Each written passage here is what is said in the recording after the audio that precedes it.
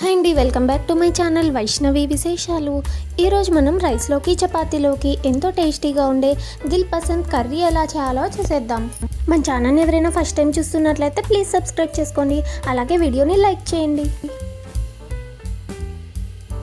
చూడండి, వీటిని దిల్ పసంద్ అంటారు, లేదంటే దిల్ కుష్ అని కూడా అంటారు.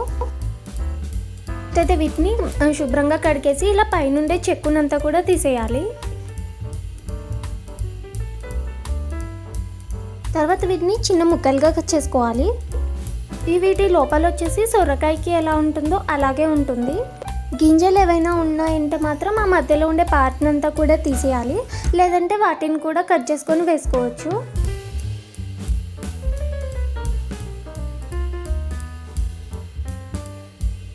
చూడండి, వీటిని ఈ విధంగా చిన్న చిన్న ముక్కలుగా కట్ చేసుకోవాలి. దిల్ కుష్ కర్రీ కోసం ఆనియన్స్ని అలాగే టమోటాలని ఈ విధంగా చిన్నగా కట్ చేసుకోవాలి. అలాగే పచ్చిమిర్చి చీలికలు మన కారానికి తగ్గట్టు వేసుకోవాలి. తర్వాత పెసరపప్పును వచ్చేసి ఇలా కొన్ని ముందుగానే నానబెట్టుకోవాలి.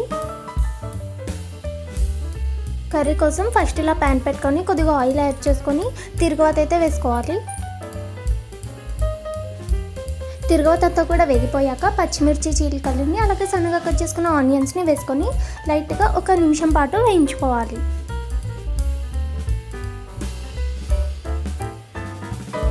ఆనియన్స్ ఈ విధంగా వేగిపోయిన తర్వాత మనం ముందుగా కట్ చేసుకున్న టమోటాలని దిల్ కుష్ని వేసుకోవాలి.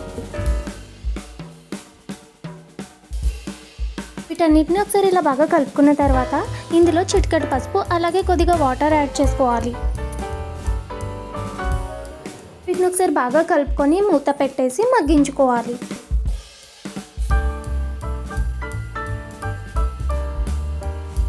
చూడండి, కూరగాయ ముక్కలు ఈ విధంగా మగ్గిపోయిన తర్వాత అందులో మనం ముందుగా నానబెట్టుకున్న పెసరపప్పుని అలాగే రుచికి సరిపడా ఉప్పుని వేసుకోవాలి.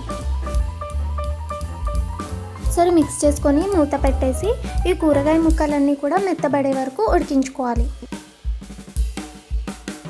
చూడండి, ఇక్కడ కూరగాయ ముక్కలన్నీ కూడా మగ్గిపోయాయి. ఇప్పుడు మనం పచ్చి కొబ్బరిని మిక్సీ పట్టుకొని వేసుకోవాలి. పచ్చి కొబ్బరి వేసుకోవడం వల్ల కూర టేస్ట్ అయితే చాలా బాగుంటుంది. ఈ కూరనంతా కూడా ఒకసారి బాగా మిక్స్ చేసుకొని 1 నిమిషం పాటు ఉడికించుకొని స్టవ్ ఆఫ్ చేసుకోవాలి. చూడండి, ఇలా ఎంతో సింపుల్గా ఎటువంటి మసాలాలు లేకుండా ఎంతో టేస్టీగా ఉండే దిల్ కుష్ కర్రీ అయితే రెడీ. మరి ఈ రెసిపీని మీరు కూడా తప్పకుండా ట్రై చేయండి. వీడియో నచ్చితే లైక్ చేసి షేర్ చేయండి, అలాగే ప్లీజ్ మన ఛానల్ని సబ్స్క్రైబ్ చేయండి. వీడియో ఎలా ఉందో కామెంట్స్లో కామెంట్ చేయండి. ఈ దిల్ కుష్తో మీరు ఎప్పుడైనా కర్రీ ట్రై చేశారా లేదా అన్నది కూడా కామెంట్ చేయండి.